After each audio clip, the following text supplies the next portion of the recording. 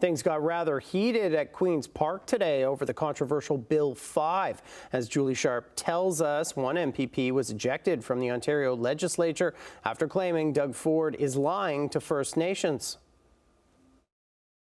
The Premier is telling untruths to First Nations.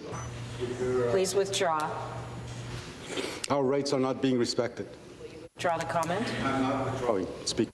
Sam Mamakwa, you have been named.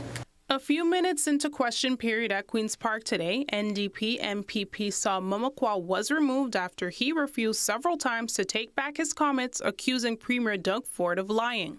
You cannot trample on inherent rights. You cannot trample on First Nation rights. You cannot trample on those things and get away with it. They need to be said in a very public way. The Premier is telling untruths. Basically, it's another way of the Premier, the government is lying.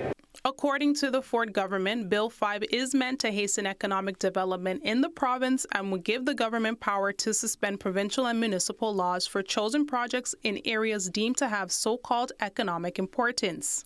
It would also remove some endangered species protections. The bill is being opposed by multiple Indigenous groups, environmentalists, and the opposition. Last week, the province said it would make amendments to the law to include special Indigenous economic zones at the request of First Nations for projects they want fast-tracked. However, Mamakwa says that is not the case. He respects and honors treaties, that he respects and honors the duty to consult.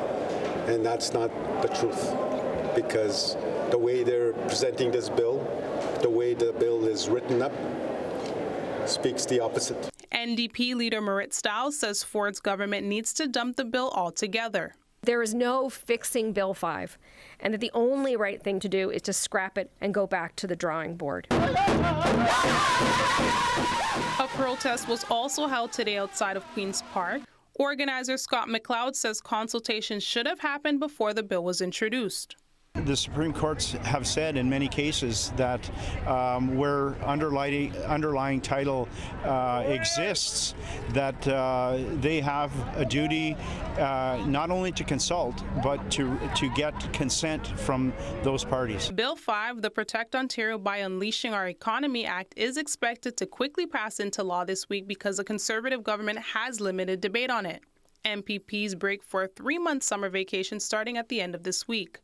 Julie Sharp, CHCH News, Hamilton.